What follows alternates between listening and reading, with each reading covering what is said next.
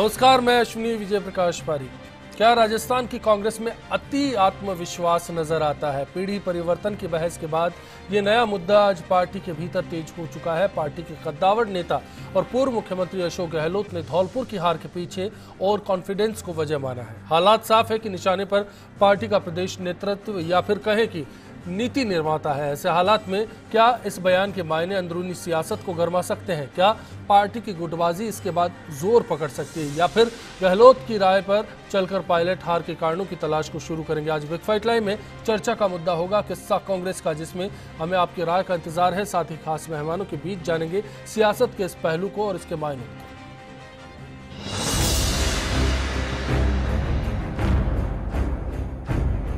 हम मेहनत करेंगे, हर प्रदेश में हमारी सरकार आनी तय है। पूरे प्रदेश के लोग जानते थे कि धौलपुर में कांग्रेस चुनाव जीतने जा रही है। ये चुनाव हम बीजेपी से नहीं हारे। और जो ओवर कॉन्फिडेंस हुआ, ओवर कॉन्फिडेंस के कारण कांग्रेस चुनाव हारी वहां।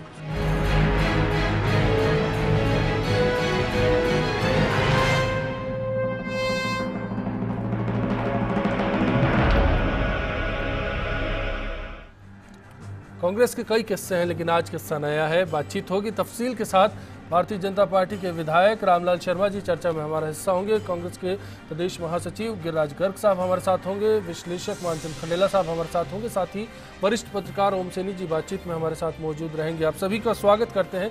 जो कुछ कहा उसके सियासी मायनों को टटोलते हुए एक रिपोर्ट, साथ ही गहलोत और पायलट की राय।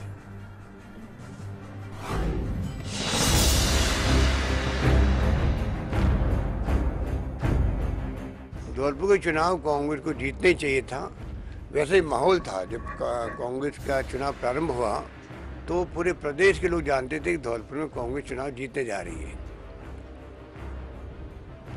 और जो ओवर कॉन्फिडेंस हुआ, ओवर कॉन्फिडेंस के कारण कांग्रेस चुनाव हारी वहां।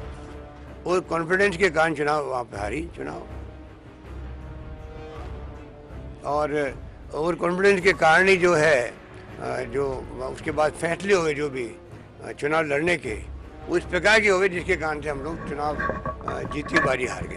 जब काउंटिंग के परिणाम आए थे, और वो चाहे विधानसभा की हार हो, लोकसभा की हार हो या उपचुनाव की हार हो, हमेशा से पार्टी के अंदर चिंतन मंथन रहता है। और जैसा मैंने शुरू में भी आपको कहा था कि ये चुनाव हम बीजेपी से नहीं हारे, और मैं इस बात पे कायम हूँ कि सरकार ने पूरी ताकत लगाकर यहाँ पर हमारे प्रत्याशी को चुनाव हराया है। उन्होंने कहा है कि हमारी सरकार आएगी, लेकिन हमें और मेहनत करनी पड़ेगी, और हम सब उनकी बात से सहमत हैं कि हम मेहनत करेंगे, हर प्रदेश में हमारी सरकार आनी तय है, लेकिन मेहनत करनी पड़ेगी, और मेहनत करना हर पॉलिटिकल पार्टी की जिम्मेदारी है। प्रदेश कांग्रेस की धुरी समझे जाने वाले प्रमुख दो नेताओं के बयान से साफ है कि कांग्रेस में हार की रार वक्त के साथ बढ़ने वाली है। जाहिर है कि धौलपुर की सीट पर हाल में आए विधानसभा उपचुनाव के नतीजों को लेकर प्रदेश कांग्रेस के भीतर की सियासत फिर से गरमाती हुई नजर आने लगी है। उपचुनाव में कांग्रेस की करारी हार पर पूर्व मुख्यमंत्री अशोक गहलोत ने अप्रत्यक्ष तौर पर प्रदेश कांग्रेस कमेटी और पार्टी प्रदेशाध्यक्ष सचिन पायलट को निशाने पर लिया, जिसके बाद गुटबाजी की अटकलें चरम पर जाती हुई नजर आने लगी। जाहिर है कि बयान के मायनों को पीसीसी चीफ सचिन पायलट के खिलाफ समझा जाएगा। रविवार को अजमेर में दिए गए गहलोत के इस बयान के बाद सचिन पायलट गुट के भी तीखे तेवर होना लाजमी है। लिहाजा आज की प्रेस कॉन्फ्रेंस के जरिए पायलट ने भी धौलपुर की हार के कारण तो गिनाए ही, साथ ही इसे साफ कर दिया कि वो गहलोत की बातों की गंभीरता को ठीक से समझते हैं। धौलपुर से पहले भी सचिन पायलट राजस्थान के लिहाज से सियासी समझ और समीकरणों को लेकर अक्सर निशाने पर रहे हैं। ऐसे में गहलोत के आत्मविश्वास से जुड़े बयानों के मायनों में समझा जाएगा कि पायलट को आज भी राजस्थान की सियासी नब्ज की समझ नहीं है, वरना एक महीने के करीब कैंप किए जाने के बाद एक विधानसभा सीट पर करीब 38,000 वोटों की हार का फर्क तो समझ आना ही चाहिए। बूथ दर बूथ कैंपेन का प्लान बनाने वाले नेताओं को आखिर कैसे बूथ की असल रिपोर्ट नहीं मिली, समझना मुश्किल नहीं होना चाहिए। गहलोत के बयानों में मायने आईना दिखाने की कोशिश हो या फिर टांग खिंचाई का सिलसिला, इस सच के कड़वा होने का जायका भला सचिन पायलट से बेहतर कौन बता सकेगा। लिहाजा दबी जुबान में कुछ नेताओं ने पूर्व सीएम पर भी सवाल दागे और लगे हाथ उपचुनाव की मुहिम में उनके योगदान पर सवाल दाग दिए। जाहिर है गहलोत के बेटे और कांग्रेस महासचिव वैभव गहलोत धौलपुर सीट के प्रभारी हैं और यहां माली वोट बैंक का भी ठीक ठाक दबदबा है, लेकिन माली बाहुल्य बूथों पर भी कांग्रेस को करारी शिकस्त झेलनी पड़ी थी। उधर पायलट गुट की दुहाई के खिलाफ कहा जा रहा है कि धौलपुर में जमे 2 दर्जन पार्टी नेताओं का स्थानीय जमीन से जुड़ाव और जनता का चेहरा न होना हार का कारण रहा। आरोप है कि मजबूत पकड़ वाले नेताओं को धौलपुर में जिम्मेदारियों से दूर रखा गया, जिससे भी नेताओं और कार्यकर्ताओं की जमावट से स्थानीय कार्यकर्ता भी नाराज हो गए। नेताओं के खाने पीने और ठहरने को लेकर खासा विवाद हुआ। बताया तो यह भी जाता है कि कांग्रेस प्रत्याशी बनवारी लाल शर्मा भी धौलपुर चुनाव को प्रतिष्ठा का सवाल बनाने से खुश नहीं थे। पर इन सब के बीच कुछ गलत फैसलों वाले गहलोत का इशारा जस का तस बना हुआ है, जिससे जानकार हार की रार और कारणों की तलाश को शुरू कर चुके हैं। वहीं गहलोत ने यह कहकर भी ताकीद भी किया है कि एक बार बीजेपी और एक बार कांग्रेस की गलतफहमी को फिलहाल पार्टी नेताओं को जहन से निकाल देना चाहिए। तो क्या गहलोत आने वाले वक्त की तरफ इशारा कर रहे हैं? क्या आज प्रदेश में कांग्रेस और पायलट की हालत काफी कमजोर है? क्या पायलट आज भी जन नेता की छवि बनाने की कोशिश में जुटे हैं, या फिर गहलोत को खुद की जमीन खिसकती नजर आती है? क्या इस द्वंद में बीजेपी को सियासी फायदा हो सकेगा? मुद्दा सियासी है और जवाब के लिए अगली चाल का इंतजार करना शायद बेहतर रहेगा।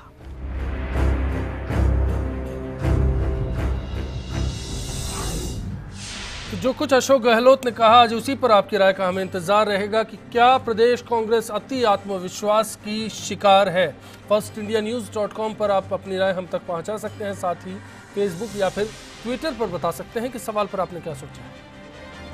गिरिराज गर्ग साहब, पहला सवाल लाजमी है आप ही से होगा। अशोक गहलोत साहब के इस बयान पर सचिन पायलट प्रेस कॉन्फ्रेंस कर चुके हैं, अगले दिन प्रेस कॉन्फ्रेंस करने की वजह क्या यही माना जाए सफाई है? ये प्रेस कॉन्फ्रेंस तो पहले से तय थी, इसमें कहीं कोई गहलोत साहब के बयान के बाद प्रेस कॉन्फ्रेंस तय नहीं हुई। लेकिन आज जो आपने अभी दिखाया कि प्रदेश कांग्रेस कमेटी अति उत्साह के कारण धौलपुर चुनाव हारी, हम नहीं बोल रहे, नहीं, माननीय पूर्व मुख्यमंत्री जी ने कहा 2013 के विधानसभा चुनाव में पार्टी की जिस तरह से बुरी हालत हुई, उसके बाद में दिल्ली ने फैसला किया और सचिन पायलट को अध्यक्ष बना के भेजा। अध्यक्ष बनाने के बाद राजस्थान की विधानसभा के 4 उपचुनाव हुए और जो सीट 55,000 वोटों से हारी हुई थी, जो सीट 30,000 वोटों से हारी हुई थी, जो सीट 15,000 वोटों से हारी हुई थी, उन तीनों सीटों के ऊपर सचिन पायलट के नेतृत्व में कांग्रेस ने विजय हासिल की। क्या वो अति उत्साह था? उस समय क्यों नहीं बोले? कोटा दक्षिण की सीट जो 55,000 वोटों से हारी थी, उस सीट पे कांग्रेस का उम्मीदवार 22,000 वोटों से हारा, 32,000 वोट कांग्रेस के पक्ष में पड़े। उसके बाद चुनाव आया स्थानीय निकाय का। स्थानीय निकाय के चुनाव में हमारे सरकार होते हुए 1054 वार्डों में हम जीते थे। सचिन पायलट के नेतृत्व में कितने शहरी निकाय खो दिया? 1064 वार्डों के अंदर कांग्रेस कितने जिला प्रमुख जीत हासिल कर सकी।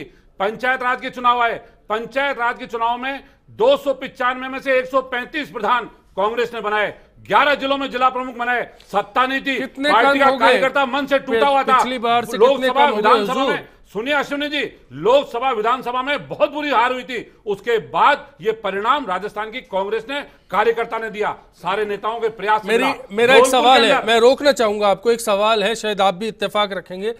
चुनाव नतीजों से पहले सचिन पायलट साहब ने एक दिन पहले बयान दिया और कहा कि ये चुनाव राजस्थान की सरकार का परिणाम होंगे, कामकाज का आकलन होगा। क्या यही आकलन है जिसके बारे में बात करते हैं? और इसी बात का जिक्र अशोक गहलोत कर रहे हैं। अब आप सुनिए, धौलपुर के चुनाव के अंदर आचार संहिता का खुला उल्लंघन हुआ। चुनाव आचार संहिता के अनुसार 7 तारीख को वहां लोकल आदमी के अलावा बाहर का आदमी नहीं रुकना चाहिए था। कांग्रेस के तमाम नेताओं ने 5 बजे पहले धौलपुर छोड़ दिया। सरकार के सारे नुमाइंदे जो बाहर से गए थे वहां बैठे रहे। खुद मुख्यमंत्री जी ने आचार संहिता का उल्लंघन किया, सत्ता का दुरुपयोग किया, ताकत का दुरुपयोग किया, मतदाताओं को प्रलोभन दिया और चुनाव को प्रभावित किया। ये चुनाव कांग्रेस लेकिन एक दिन पहले तक पायलट साहब को इस बात का क्या आभास था कि 38,000 वोट, रामलाल शर्मा साहब, 38,000 वोटों की हार क्या कांग्रेस नहीं पचा पा रही? जी, ये बयानबाजी क्यों? देखिए अश्विनी जी, मैं एक बात कहना चाहूंगा। गिरिराज जी ये कह रहे हैं कि साहब सत्ता के दुरुपयोग किया गया है, आचार संहिता का उल्लंघन किया गया है। तो आप उस समय भी कहते हैं ना कि हम कोटा के अंदर जीते हैं, अजमेर में हम जीते हैं, सूरजगढ़ के अंदर हम जीते हैं, तो उस समय तो क्या सत्ता का दुरुपयोग नहीं हुआ था? आज ही हुआ। मंत्री और मुख्यमंत्री वहां जाके नहीं बैठे थे आचार संहिता का बंद होने के बाद में। गिरिराज जी, जो आपको अच्छा लगे, आप तारीख उठा के देख लो, पाँव में मोच लगे तो हेलीकॉप्टर भी है, हवाई जहाज भी है, कोई पैदल थोड़ी जयपुर आ रही थी मुख्यमंत्री जी। कांग्रेस मोच आ गई, वो चल नहीं सकती, हार चुकी थी। बनवारी लाल जी बहस आज यही है कि अशोक गहलोत क्यों बोले दिया गया था, उसके बाद उनका टिकट क्यों चेंज किया आपने? उनके पिताजी को क्यों टिकट दिया आपने? उम्मीदवार इसलिए तय किया कि ये बुजुर्ग आदमी हार भी जाएंगे तो हमारे ऊपर इसका ठीकरा नहीं फूटेगा। आप पहले दिन मानसिकता नहीं थी आपके चुनाव जीतने की। आपके पार्टी के प्रदेश अध्यक्ष कहते हैं कि साहब ये चुनाव तय करेगा कि बीजेपी की सरकार ने 3 साल के अंदर क्या काम किया क्या नहीं किए। दूसरी तरफ अशोक गहलोत जी एक स्टेटमेंट देते हैं कि साहब और कॉन्फिडेंस से हारे। अशोक गहलोत जी के लड़के वैभव गहलोत जी वहां के प्रभारी थे। अब वो किसके पक्ष में बोल रहे हैं, किसके खिलाफ बोल रहे हैं, ये तो आप तय करो। मुद्दा यही है। आपकी अंदरूनी है, आपकी पार्टी से हमारा कोई सरोकार नहीं है, आपकी अंदरूनी है। कैसे इस चुनाव से सरोकार है भारतीय जनता पार्टी का। जिस व्यक्ति के पिताजी ने प्रदेश ही नहीं पूरे राष्ट्रीय नेतृत्व रहा, और मैं तो इस चीज को भी स्वीकार करता हूं कि उनके पिताजी सचिन पायलट जी के पिताजी जब राष्ट्रीय स्तर के ऊपर नेता थे, कैबिनेट मंत्री थे, एक संचार क्रांति लेके आए थे। अब उनके लड़के का नेतृत्व आप बचा नहीं पा रहे, आप किसको बचाओगे? आप युवा, आपके पार्टी के अंदर क्या यूथ आगे नहीं आना चाहिए? उनका समर्थन नहीं करना चाहिए? ये है आपकी पार्टी के अंदरूनी चीजें, उसके बार बार निकल कर यही आता है। सचिन पायलट भारतीय जनता पार्टी को चुनौतियां देते हैं। ओम सैनी जी, मैं आपका रुख करना चाहता हूं। इस सीट पर भैरव सिंह जी के वक्त भी आप गए हैं, कई बार मौकों को संभाला है, उस दौर की कवरेज भी की गई है। खुद भैरव सिंह जी चुनाव लड़े थे, उस दौर में भी आपने जाके जमीनी हालात देखे। तब से आज तक में ऐसी क्या तब्दीलियां हुई कि कांग्रेस में एक सीट आज द्वंद्व का मुद्दा बन गई? देखिए, कुल मिलाकर के उस वक्त के परिणाम और आज के परिणामों को हम कंपेयर नहीं कर सकते, तुलना नहीं कर सकते। 5 राज्यों में जो चुनाव हुआ उसमें भारतीय जनता पार्टी ने एक खास किस्म की रणनीति अपनाई। उस रणनीति में ये रहा कि जो वंचित है, चाहे वो दलितों में हो, चाहे वो पिछड़ों में हो, चाहे वो अगड़ों में हो, उन वंचितों को आप किसी तरीके से अपने साथ में जोड़िए और आप अपने आप में एक बहुत बेहतरीन ताकत बना सकते हैं। यूपी इसका बड़ा बेहतरीन उदाहरण है। एक तरीके से भारतीय जनता पार्टी ने ये कुंजी धौलपुर के चुनाव के लिए बिल्कुल खुली रख दी। लेकिन कांग्रेस पर आना चाहता हूं वही मैं उधर ही आ रहा हूं कि ये कांग्रेस के नेतृत्व के लिए बड़ा सहज काम था कि इसी रास्ते को अडॉप्ट करते। जिस रणनीति से भारतीय जनता पार्टी ने 5 चुनाव में विजय हासिल की, उसी रणनीति से भारतीय जनता पार्टी को धौलपुर में बड़ी आसानी से पराजित किया जा सकता था। लेकिन अति उत्साह इस माने में, और ये कहना कि पूर्व मुख्यमंत्री के पुत्र जो हैं वहाँ पर वो होंगे, उससे कोई सिलसिला नहीं है, या राजेश पायलट के पुत्र सचिन पायलट यहाँ पर कुछ होंगे, इससे कोई फर्क नहीं। खुद सचिन पायलट का करीब 1 महीने का कैंप धौलपुर में होना, पूरी की पूरी पीसीसी की टीम का धौलपुर में राजनीति का विश्लेषण, सरकार के लिए चुनौतियां बराबर थी, विपक्ष और सत्ता दोनों बराबर। मैं कहता हूं राजनीति का विश्लेषण और समझ के लिए जो एक अनुभव की जरूरत होती है, वो अनुभवहीनता इसमें स्पष्ट हो रही थी। साथ साथ में तिमाही इम्तिहान और छमाही इम्तिहान के बाद में वार्षिक परीक्षा में आप पेपर बिल्कुल आउट हो जाने के बावजूद सोल्व नहीं कर सके, इससे ज्यादा नासमझी क्या हो सकती है। और मुझे लगता है कि संगठनात्मक स्थिति तो कांग्रेस की बेहद नाजुक है राजस्थान में। इनका सेवा दल नजर आता है, इनका किसान संगठन भी नजर नहीं आता, इनका यूथ संगठन भी नजर नहीं आता, और ये प्रसन्न हो रहे हैं, आत्ममुग्ध हो रहे हैं। तो ये इनकी बात जाने। और भारतीय जनता पार्टी इनके मुकाबले अपने सारे संगठनों को मजबूत किए हुए, और आज भी भारतीय जनता एक सेंटेंस और अश्विनी जी, और भारतीय जनता पार्टी आज की तारीख में अगर सचिन पायलट की वकालत कर रही है तो फिर इनकी रणनीति है, ये इनकी कूटनीतिक चाल है निश्चित रूप से पराजित करने के लिए, और निश्चित रूप से होना चाहिए।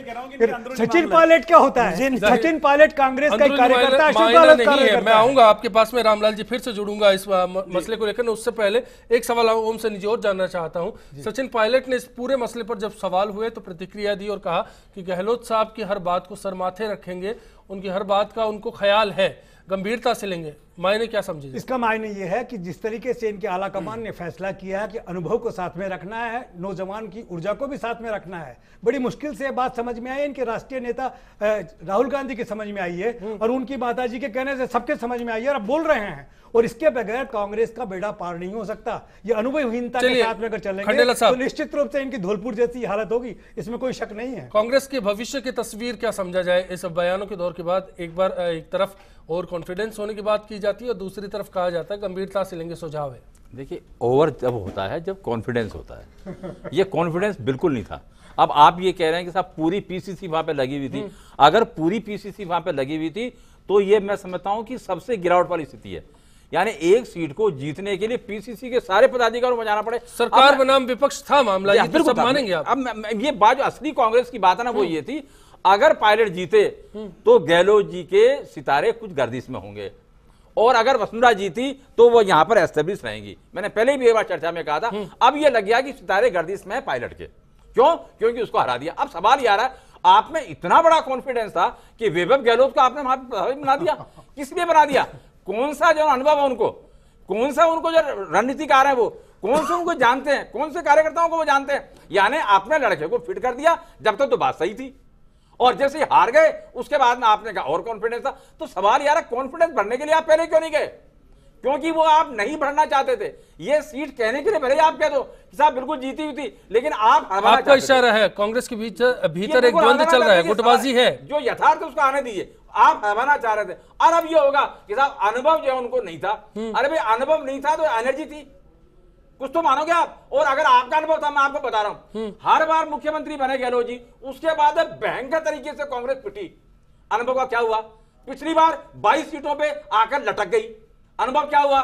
यानी मुख्यमंत्री तो आप बनेंगे और उसके बाद में हार जाएंगे तो उसके बाद फिर आप नेता बनने की कोशिश करेंगे। यह मनोवृत्ति बिल्कुल सही नहीं है। अब एक बात और कहना चाह रहा हूं आपसे, पायलट बिल्कुल जननेता नहीं है और वास्तव में मैच्योर नहीं है। मैं जानना चाहता हूं एक सवाल, क्या आने वाले वक्त में कांग्रेस की गुटबाजी जोर पकड़ेगी? देखिए, मैं कह रहा हूं, मुझे एक बात का डर है, कितने कांग्रेसी भाग जाएंगे, कहां चले जाएंगे, इस बात का मुझे। कितनी कांग्रेस रह जाएगी? पायलट के बारे में किस्सा कांग्रेस का है, किताब लंबी है, ऐतिहासिक पार्टी। मैं आऊंगा, फिर जुड़ता हूं आपके साथ। ब्रेक का कॉल आ रहा है, छोटे से ब्रेक लेके लौटेंगे, तुरंत ब्रेकफास्ट लाइव जारी रहेगा।